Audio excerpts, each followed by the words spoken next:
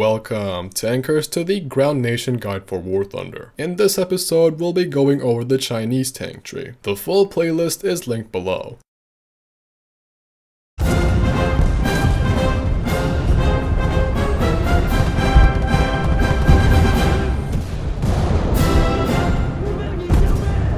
China's history with armored warfare is relatively short compared to Western powers like Germany or the UK. Until the 1960s, most of China's tank fleet consisted of vehicles that were either captured, purchased, or leased from other countries. During the Cold War, both the United States and the USSR provided their ideological allies with tanks from their stockpile. After the Sino-Soviet split, however, the PLC began reverse engineering and imitating Soviet designs, leading to tanks like the Type 69 and WZ-305. The ROC, meanwhile, continued to receive support from the US, with tanks like the M41 and M60, which they modernized and improved. Slowly, as more knowledge and field experience were gathered, the first true indigenous tanks like the ZTZ-96 began to show up in the 90s, drawing inspiration from both Eastern and Western designs.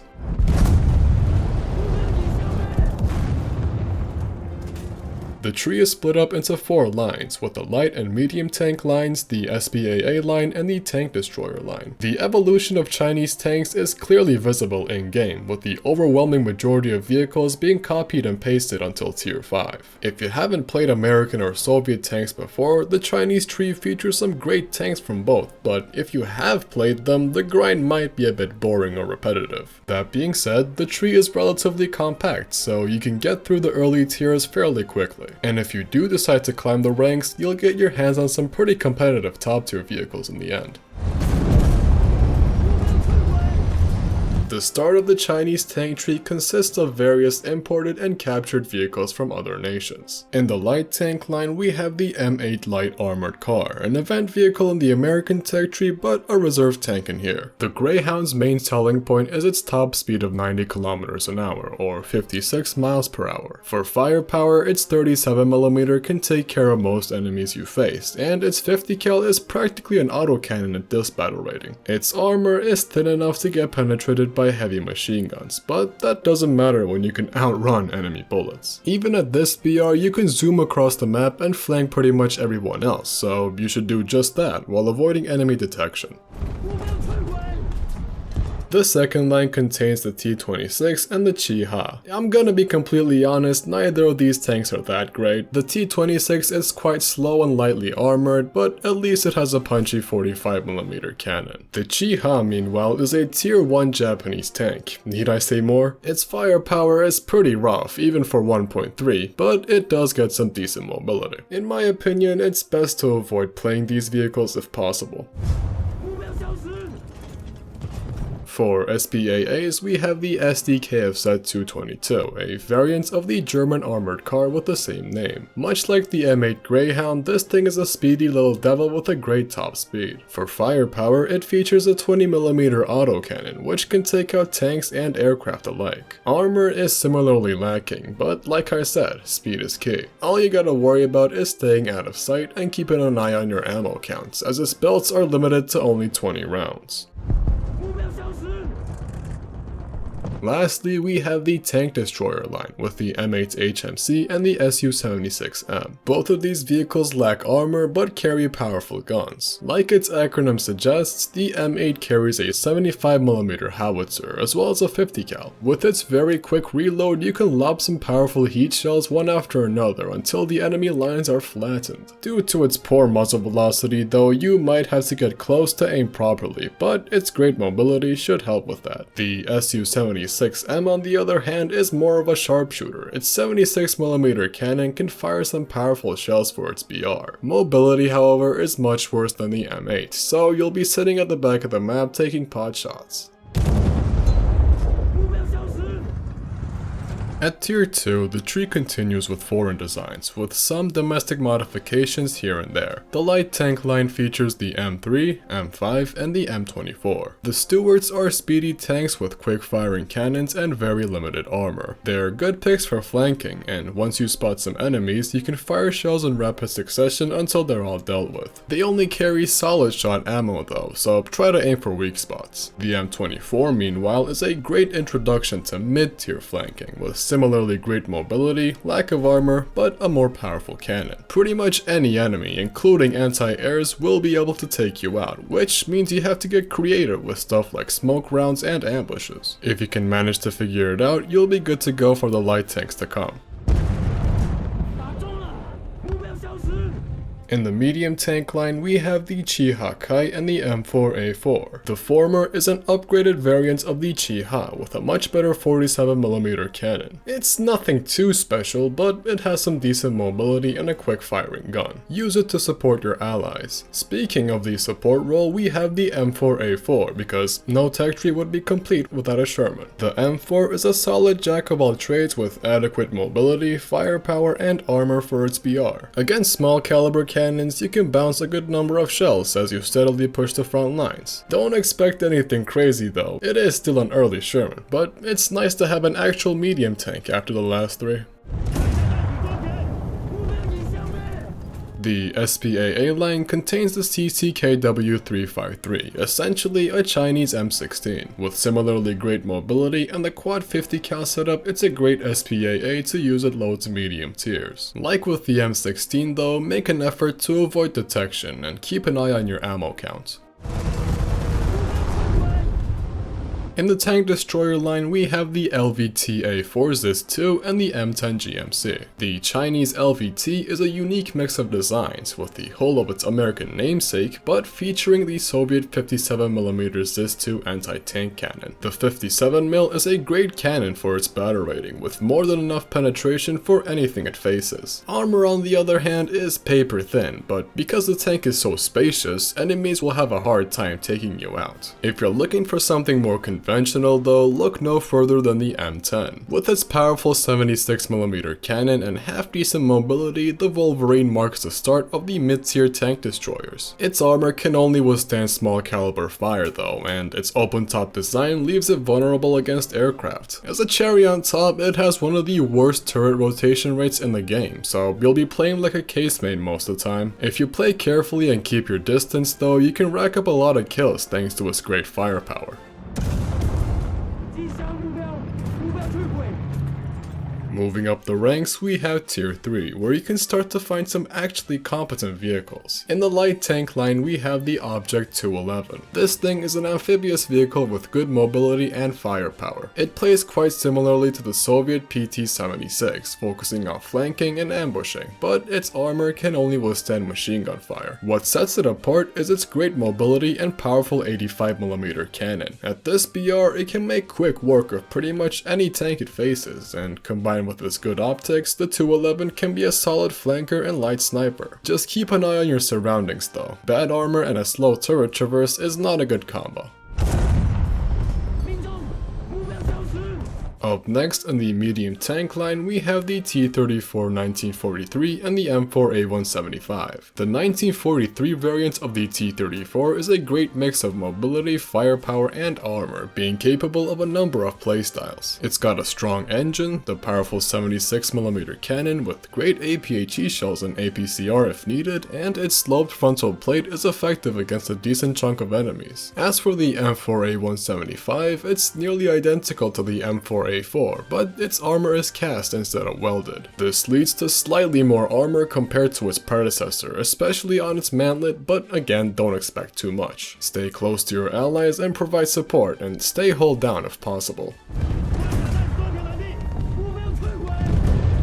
In the anti-air line, we have the M42 and the Hong Kong T-34. The Duster is just like its American counterpart, with two 40mm Bofors and great mobility. Due to its low fire rate and muzzle velocity, it's not that great against aircraft, but it can ravage enemy tanks from the sides. The Hong Kong is pretty similar. It's a North Vietnamese T-34 with two 37mm anti-air cannons. Its HVAP belts can be devastating against the sides of tanks, and with its decent mobility, you can be a great light tank destroyer. Again though, you might have a hard time against aircraft, but if you manage to hit one, you'll take him out in a couple of shots.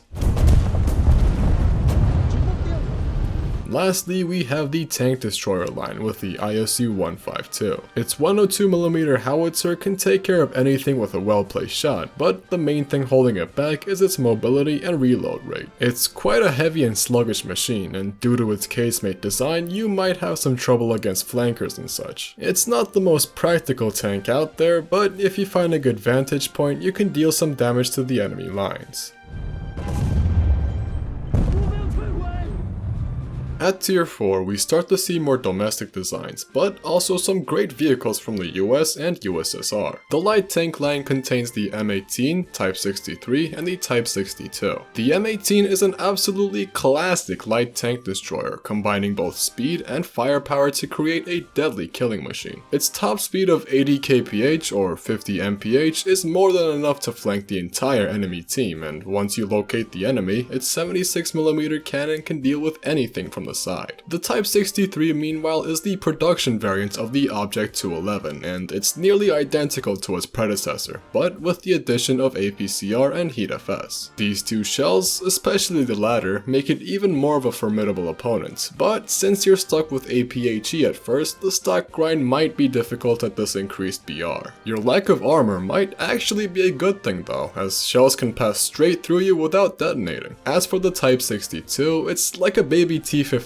with much less armor but much better mobility. It plays similarly to an M41, being good at flanking and medium range sniping. Like with the Type 63 though, its turret traverse and stock shells leave much to be desired. However, they are still solid flanking and light sniping tanks, so if you manage to avoid getting shot, you can perform pretty well.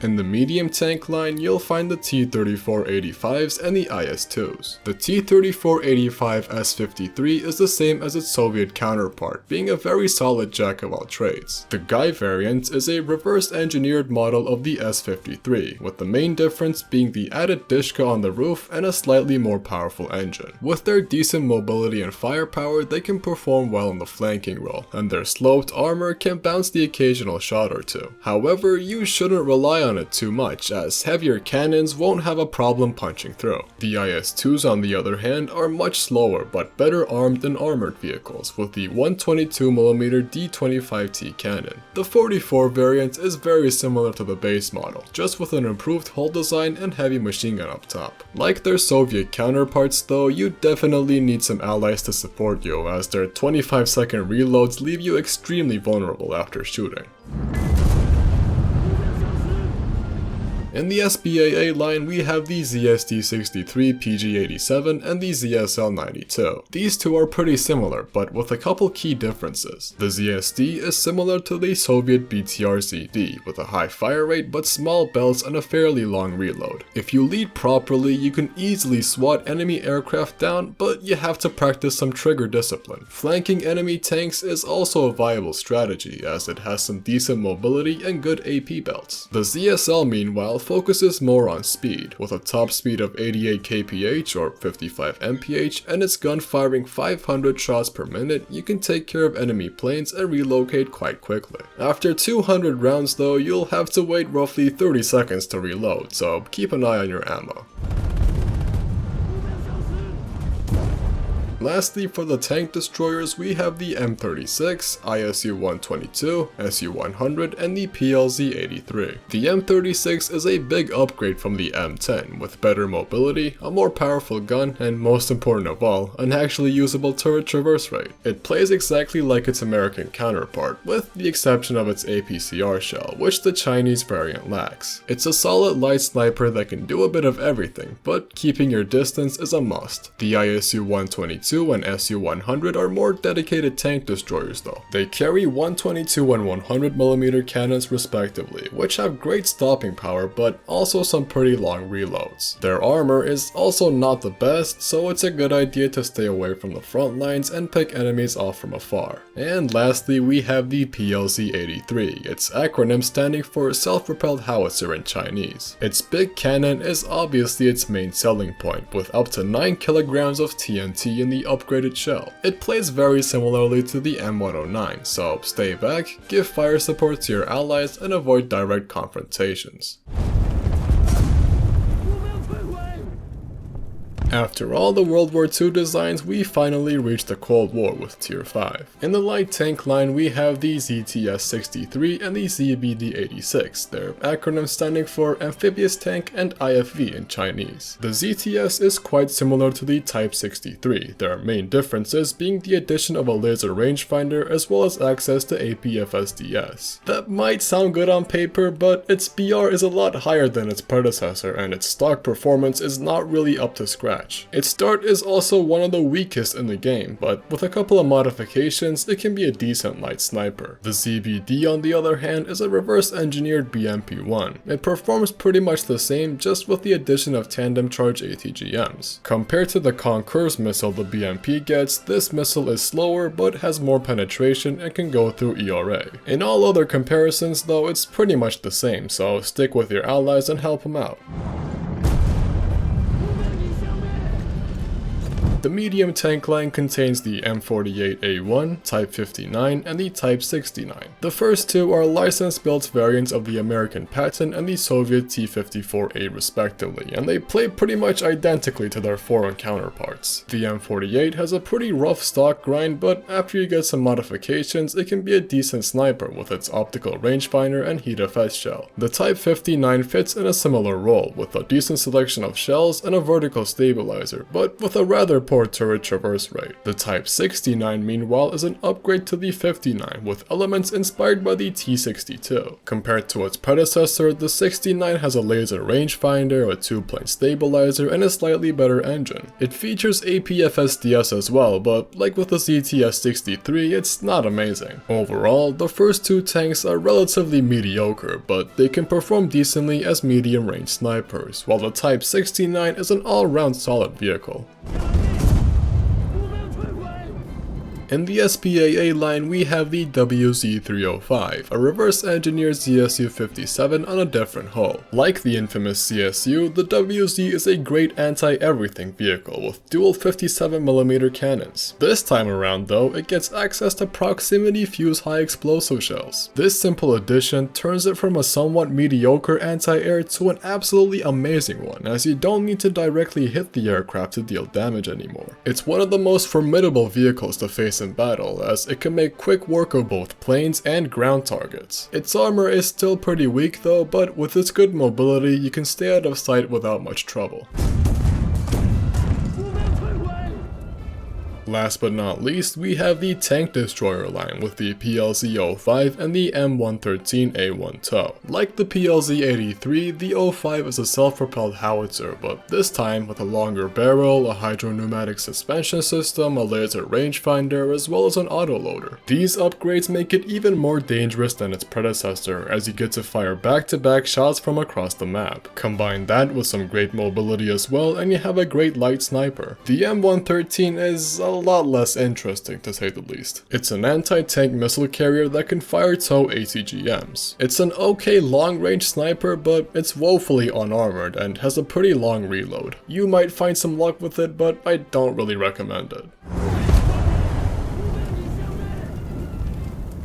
Moving on to Tier 6, you'll start to find the domestic tank designs from both the ROC and the PLC. The light tank line turns into the first MBT line with the Taiwanese M41D, M60A3, and the CM11. The M41D is a highly modernized variant of the Walker Bulldog, featuring thermals, modern shells, a laser rangefinder, as well as much better optics. The lack of a stabilizer and the very poor post-spend damage of its dart are the main things holding it back, but it can still be a half-decent light sniper. The M60A3 and the CM11 are more slow and steady designs though, with not the best mobility but great firepower. Their stabilized 105mm cannons can fire some pretty solid APFSDS rounds, and with stabilizers, laser rangefinders, thermals, as well as good optics, they're good picks for the sniping playstyle. The CM improves on its predecessor in a lot of aspects, with a pretty quick reload and ERA blocks all around the vehicle. All that being said, they are still M60s at heart, so don't expect anything crazy from them.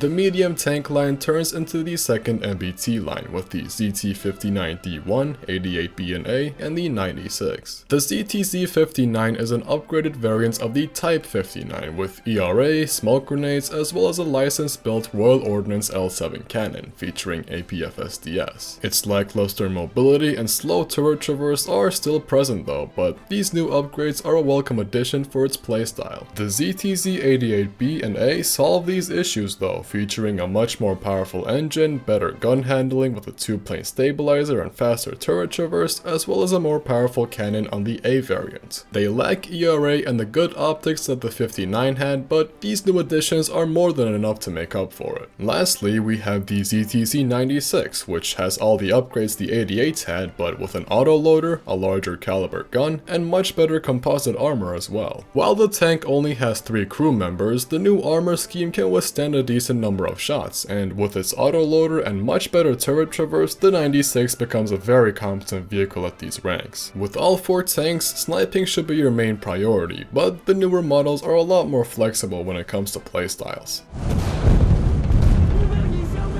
In the SPAA line, we have the PGZ-09, the acronym standing for Self-Propelled Anti-Air Gun in Chinese. As you might have guessed from its appearance, it's the equivalent of the Gepard or Type 87, with 2 fast-firing 35mm cannons as well as search and tracking radars. Not only that, but it also has a controllable suspension system, thermals, and the highly coveted ahead shrapnel-timed fuse shell. Its ammo count is somewhat limited and it has awful gun depression, but it's still an overall great anti-air vehicle.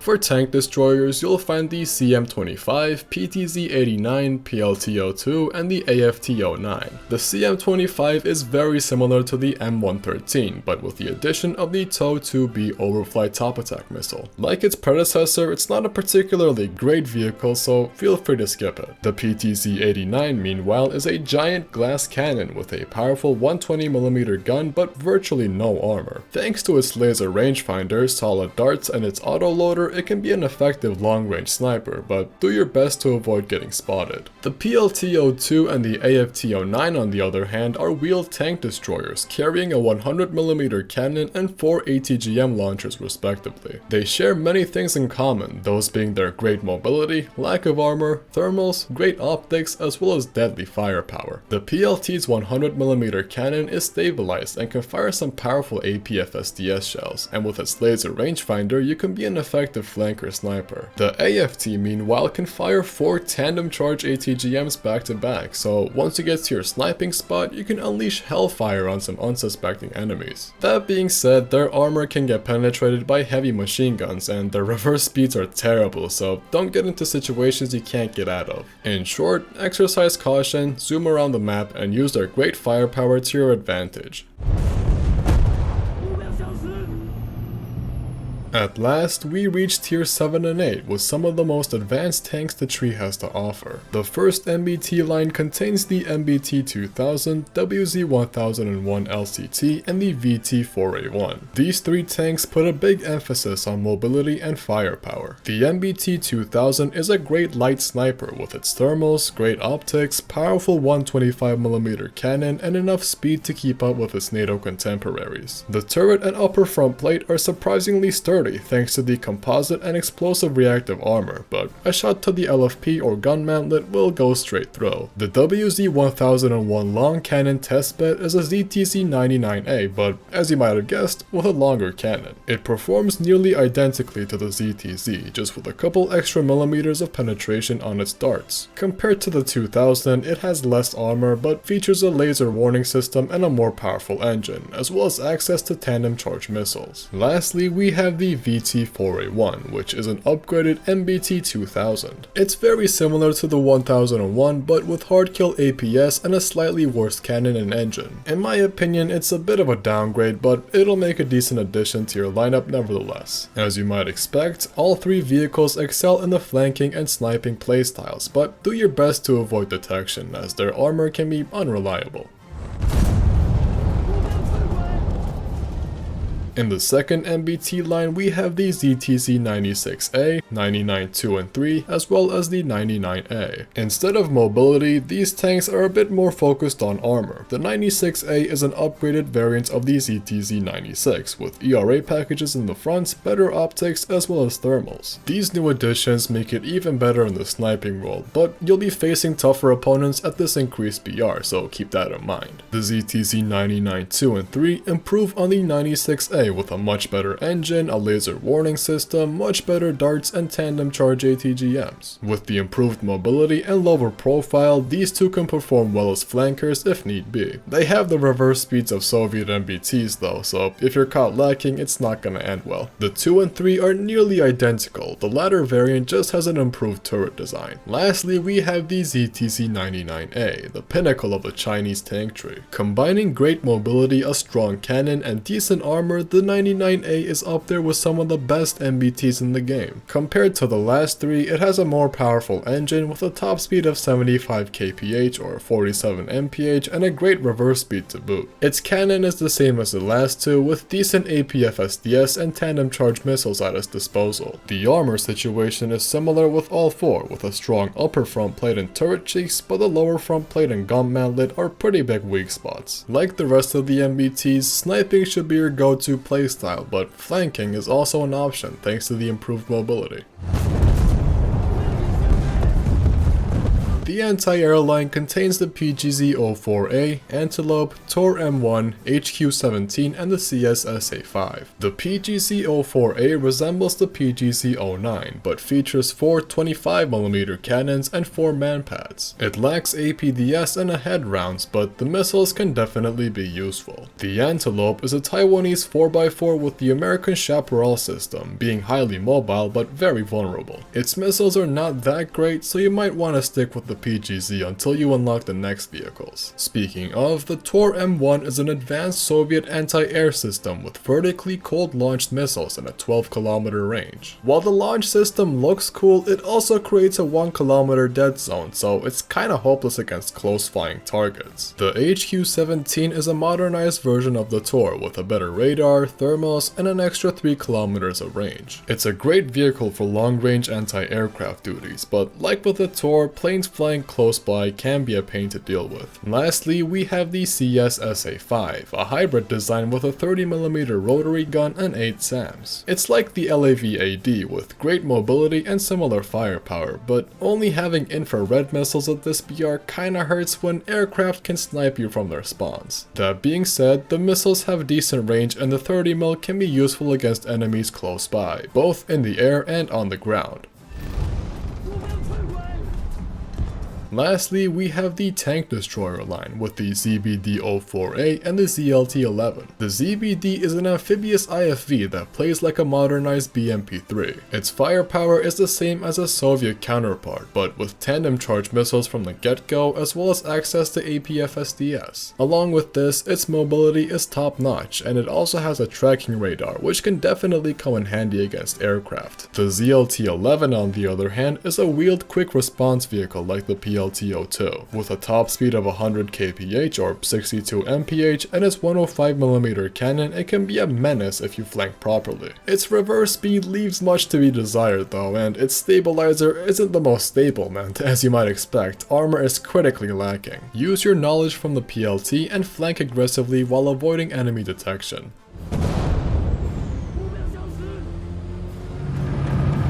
Time for the conclusion, starting with the pros and cons. Chinese tanks are usually equipped with good firepower. Across all the ranks, you'll find vehicles with powerful cannons that can eliminate targets in 1 or 2 shots. This is reinforced thanks to the great selection of American and Soviet vehicles the tree has access to. If you want to try either nation but don't want to grind to get there, the Chinese tree contains some iconic tanks from both, like the M18, T-34-85 and more. This can be both a blessing and a curse though. If you have played either nation, the tree might feel boring until you reach tier 5. The big majority of vehicles in the low to mid ranks are copy and paste, so if you're looking for something fresh, you might want to look elsewhere. Armor is also not very abundant in the tree. Only a handful of tanks like the IS-2 and some of the later MBTs have reliable protection. The rest are usually light snipers. Now for ranking, starting with the playstyles. Flanking and sniping are what a lot of Chinese tanks are good at, the light tank and tank destroyer lines being the case in point. Supporting is also a viable strategy with tanks like the Shermans and T-34s, but brawling is almost non-existent, bar a couple of heavier tanks. For the ranks, the tree starts off pretty weak, with a lot of mediocre vehicles. It peaks at tier 4, then takes a bit of a dive, but picks back up with their top tier vehicles. Close air support, while not exactly abundant, is still present with planes like the P-47 and IL-10. Their top tier cast selections are very good though. For anti-air, Chinese SPAAs are surprisingly decent with fast vehicles that carry deadly firepower. And at last, we have the big question. Should you play the Chinese tank tree? If you're a beginner, it's a decent choice. While the early tiers are not the best, the tree contains some great tanks from 2 of the strongest nations, which will give you an idea on their respective playstyles without having to grind through massive trees. If you're looking for a new nation to grind though, China might not be the best choice. Like I said before, the majority of the tree consists of copy-pasted vehicles until tier 5. That being said, they do have some pretty solid top tier vehicles, so if you're willing to climb the ranks, you'll get your hands on some competitive tanks. Lastly, if you're looking to have some fun, China is a solid choice. Being able to use the M18 and T-34-85 in the same lineup is something else, you gotta try it for yourself. If you're looking for recommendations, I'd suggest the Hellcat and the WZ-305.